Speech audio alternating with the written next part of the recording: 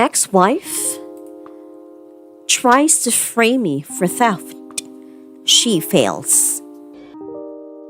Before we get started, make sure to subscribe so you will never miss a video. So let's get started. Ex-wife tries to frame me for theft. She fails. I'll admit that this doesn't quite raise to pro-revenge levels, but it is an addition to my previous post here as requested in the comments. Background: at this point in the saga, having lost the custody battle, V is moving to NH to be with her then primary lover, no husband number 5.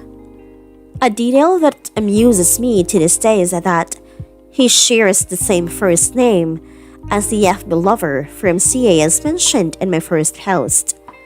I always refer to them as Paul number 1 and Paul number 2 when talking about them. Yes, I'm easily amused. The incident.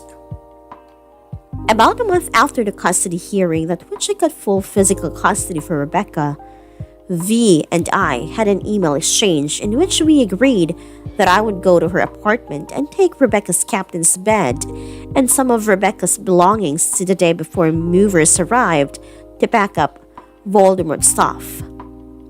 She was moving 75 miles away to central NH, having burned pretty much every bridge in the area.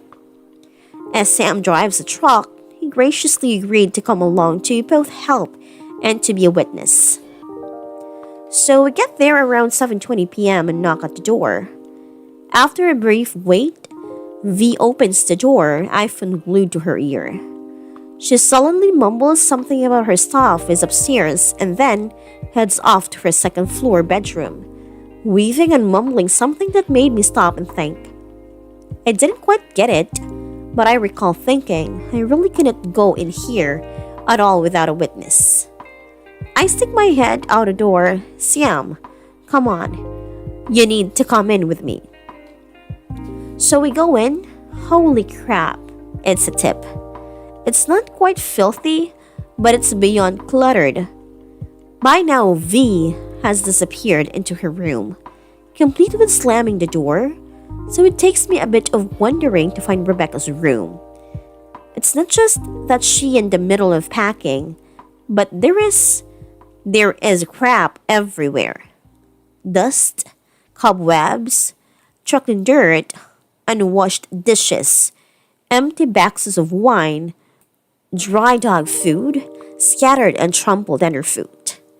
I can see that it's quite a nice place, an open living area with a balcony overlooking it, and lovely woodwork and exposed beams and inset shelves in the walls. An antique wood stove on hearth is blazing away. Really, lots of potential, but a tip nonetheless.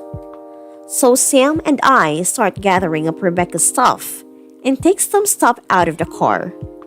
I realize we need an Allen wrench to take apart the bed, so I go out of the car to get one and come back in. In the lull in activity, she had come back into the living area but went right back into her bedroom as we climbed the stairs, the phone still glued to her. It takes a bit, but we finally get the bed taken apart and have moved most of the stuff in Rebecca's room out of the front lawn.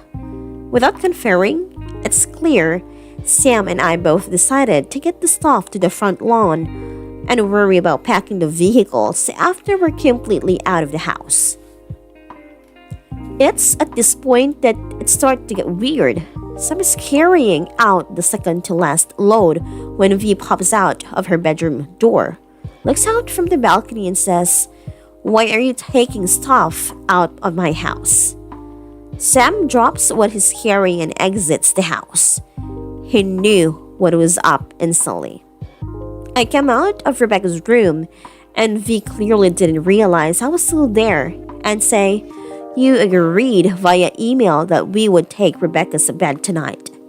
She looks startled and says, "Is that Rebecca's stuff?" "Of course it is. You said Her stuff was in her room. Fine. She goes back into her bedroom. I take what I'm carrying and go outside. Sam says, "Dude, that's not right. We need to call the police." You're absolutely right. I could tell that Sam was expecting me to object, and he does a double take when he realized he wasn't going to have to convince me. Brownsville Police Department, you're on a recorded line. Yes, hi. My name is Jack Crow, and I live at 321 Main Street here in Crowsville.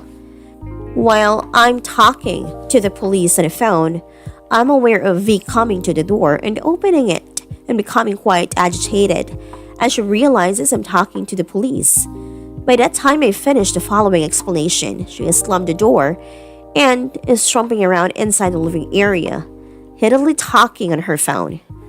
I'm at my ex-wife's apartment getting some of my daughter's belongings as we had agreed to via email. And while I'm getting the last of the stuff out of the house, she suddenly asks, "Why are you taking stuff out of my house?" So in order to protect all parties, I'm asking that a police officer come by to verify with Miss Crow that she agreed to this and that she is fine with what we have removed from the house. An officer will be right there, Mr. Crow. As I'm waiting for the officer to arrive, leaning nonchalantly against the front of Sam's truck, Sam is standing there next to me, just shaking his head. I'm going to call Marie and let her know what's going on. Right about here, V throws open the front door, muttering something about having not gotten all of Rebecca's stuff, and proceeds to deposit another laundry basket, piled high with clothes and other items on the front stoop, and then disappears back inside. I start a whistle. Pop goes the whistle. Most of the stuff we moved is still sitting on the front lawn. We'll leave it there. After about 5 minutes, the officer arrives. He steps out of the patrol SUV and I slowly approach him, arm extended to shake his hand. "Good evening, officer. I'm Jack Crow." "Evening, Mr. Crow. Allie Johnson." We shake hands. I gave him a brief explanation of the situation and he comments that I was right to call him and that he'll go speak to V. He's up there for about 2 minutes and then he comes back down. You guys are good to go. We briefly chat with him, apologizing for having to get him involved, and he replies, "No, you did the right thing. If a woman in MA says something bad about you and you've got stuff dangling between your legs, you're going to be in trouble." I liked him a lot after that. We start loading the rest of the stuff and he asks how much more is in the house. "Nothing. It's all out here except that last laundry basket and the stoop that Miss Crow brought out while we were waiting for you." "Oh, good. I can sit here all night. If you guys are good to go, I'll take off." "Wait, what's that?" "What's what?" "I think I saw a phone in that basket." He shines his flashlight and laundry basket on the front stoop. I walk up to the basket. An iPhone is sitting on the top of it. I pick it up and it looks like Rebecca's old iPhone 4. It's my daughter's old phone. I'll just take it with us. I carry the basket down to my car and put it in back seat. Just as I'm walking away, it rings. An incoming call from V's landline. I realize it's a V's phone. I pick it up and answer it. "Hello." Click. I look at the front. There's a text from Paul number 2 on the like screen. Is he got it yet? Yup. It's her phone. "Wait, officer, I was wrong. It's Miss Crow's phone. Could you return it to her?" He takes it from me and returns it to V at the front door and walks back down to us. "Okay, you are still good to go. I'm going to go now. If you could swing by again in 15 to 20 minutes, if we're still here, you might want to pull in and make sure we're still okay." "Sounds good. You too take care." Not 5 minutes after he pulls out and while we're still loading stuff, he again pops out of the front door, phone glued to her ear. "Is the officer still here?" "No." "Get him back." "Why?" "I want him back. Get him." And back inside she goes. I'm briefly tempted to tell her, If you want the cat back, you call for him.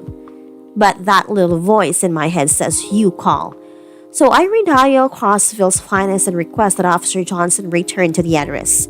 Again, Sam and I assume our waiting positions at the front of the truck. This is why I didn't want Rebecca here tonight. Good call. A few minutes later, Officer Johnson arrives. Hey, Officer Johnson, long time no see. He grins at me. She just came out of front door just after you left asking for the police to be called. I'll go see what she wants.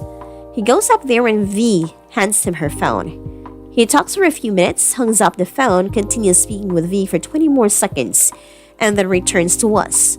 I look at him quizzically. No worries, guys, you're still good to go, but I'm going to stay here until you're done. I continue to give him the raised eyebrow. She wanted to accuse you of trying to steal her phone, but I pointed out to her that I was the one to notice it in a basket you hadn't touched yet, and that you were the one who asked me to return it to her. Her boyfriend asked if you could be made wait until Sunday, but I told him no. They got 3 more things to load, and they're out of here. Just to finish up, guys. We all want to get home when it's warm. We finish up, and we all shook hands and go out of there.